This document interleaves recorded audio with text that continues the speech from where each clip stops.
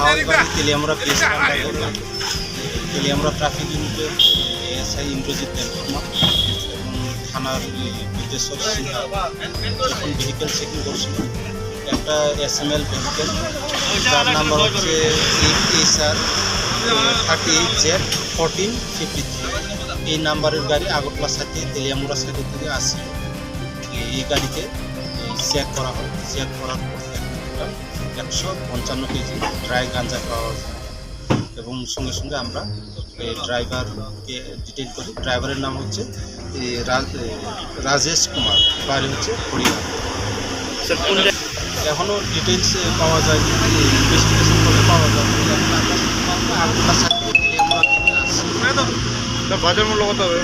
যার বাজার মূল্য এখনকার বাজার মূল্য হবে প্রায় 4 লাখ থেকে 5 লাখের মধ্যে হবে।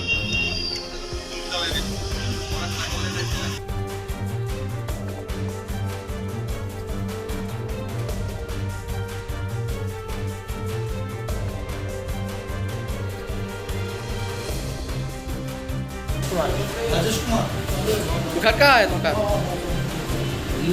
हाँ? कहाँ से माल लेके कहाँ जा रहे थे? हमें मालूम है, हम तो बातें लोड करने के लिए हमें बोला घर से थोड़ा सामान है, हमने मालूम पहली बार आए इधर वो। अच्छा, ठीक है। आप क्या ड्राइवर है या फिर खलासी? मैं ड्राइवर है। गाड़ी का नंबर क्या? गाड़ी का नंबर HR 38Z1453।